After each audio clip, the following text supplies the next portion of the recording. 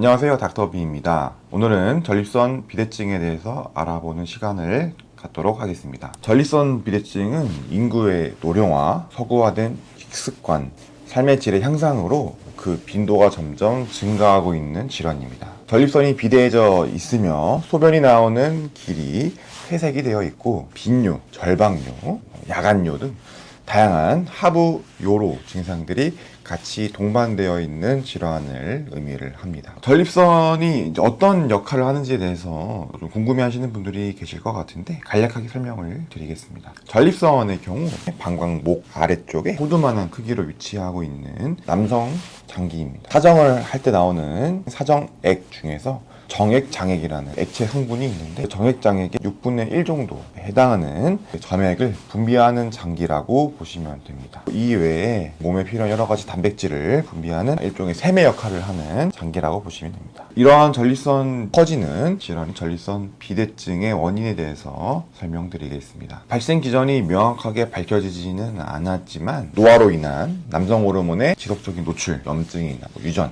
가족력 등 다양한 요인들이 상호 복합적으로 작용하여 발생하는 질환으로 알려져 있습니다. 노화됨에 따라서 혈중 여성 호르몬 농도인 에스트로겐 농도가 증가를 하고 남성 호르몬과 여성 호르몬의 비율이 깨지게 되면서 전립선이 남성 호르몬에 더 민감하게 작용을 하면서 점점 더 크기가 증가해진다고 알려져 있습니다. 전립선이 커지다가 전립선 암으로 진행이 되는 것 아니냐라고 궁금해하시는 분들이 계시는데 비대와 암은 결론적으로 말씀드리면은 아예 다른 질환으로 보셔야 됩니다. 전립선이 점점 커진다고 그게 암으로 변형이 되거나 암이 점점 커져서 전립선 비대가 되거나 그러지는 않습니다. 다만 이런 전립선 비대를 방치를 한다면 전립선 자체에서 나는 혈뇨를 모시거나 방광 자체가 망가져 버리거나 요로감염, 요실금, 방광결석 등 다양한 합병증이 발생을 할 수 있습니다. 이런 전립선 비대증인 경우에는 우선 면담을 통해서 환자분들의 주관적인 증상을 확인을 하는 것이 중요합니다. 국제 전립선 증상 점수 IPSS나 과민성 방광 증상 설문지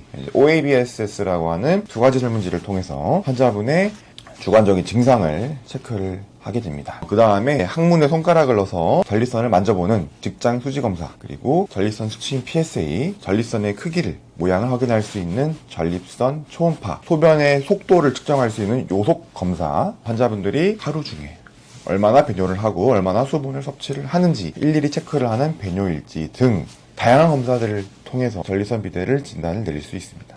또 소변 검사나 혈액 검사를 통해서 요로 감염에 의한 불편한 하부 요로 증상은 아닌지 감별을 해야 될 필요가 있습니다. 이러한 전립선 비대증의 치료에 대해서 알아보도록 하겠습니다. 증상이 경미한 경우, 환자분이 특별히 치료를 원하지 않는 경우에는 생활습관 교정을 우선적으로 시행을 해볼 수 있습니다. 야간에 수분 섭취를 제한을 하면서 야간료를 줄이는 방법이라든가 음주나 카페인 등 과민하게 만드는 식품들을 섭취를 제한을 줄 수 있습니다. 1차적으로는 약물 치료를 시행을 하게 됩니다. 크게 두 가지 약물을 사용을 하는데 전립선이 나오는 전립선 자체를 이완을 길을 넓혀주는 약물을 사용을 합니다. 이를 알파 차단제라고 하고 그 다음으로는 전립선의 크기 자체를 줄여줄 수 있는 약품을 사용을 할 수가 있습니다.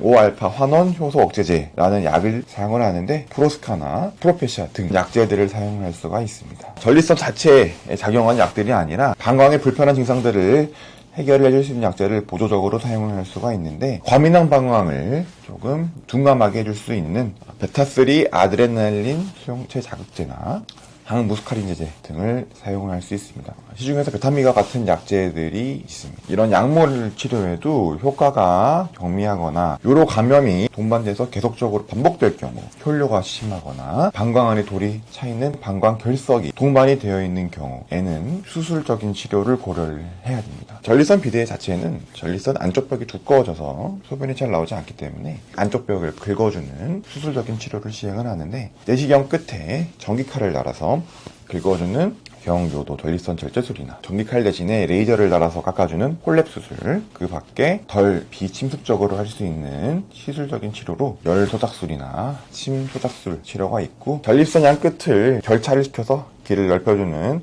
전립선 결찰술인 유로리프트, 전립선 가운데를 뜨거운 증기로 전립선 조직을 태워서 기화시켜버리는 시술을 시행을 할 수가 있습니다. 다만 가끔 전립선이 야구공처럼 매우 커져 있는 분들이 있는데 이런 경우에는 수술 중에 출혈량도 많고, 내시경으로 하는 수술의 경우에는 수술 시간이 매우 길어지게 됩니다. 매우 과도한 크기를 가지신 분들은 개복이나 로봇을 통해서 전립선 자체를 절제를 해주는 전립선 절제술을 시행을 하셔야 되는 경우도 매우 드물게 있습니다. 평소에 전립선 비대증의 대표적인 영양제로 소팔메토라는 영양제를 많이들 들어보셨을 텐데요. 소팔메토는 토업야자에서 추출한 성분으로 만든 영양제입니다. 아직까지 비뇨약 학회 내부에서 큰 효과가 없다고 알려져 있으나 과용량의 소팔메토를 투약을 했을 때는 효과가 있을 수도 있다는 의견들이 간혹가다 학회지에 게재가 되는 경우들도 있습니다. 이런 배뇨 자체가 환자분들의 심리적인 부분과도 많이 연관이 되어 있는 생리 현상이기 때문에 소팔메토를 드시고 나서 배뇨가 좀 더 원활하게 이루어졌다 하시는 분들은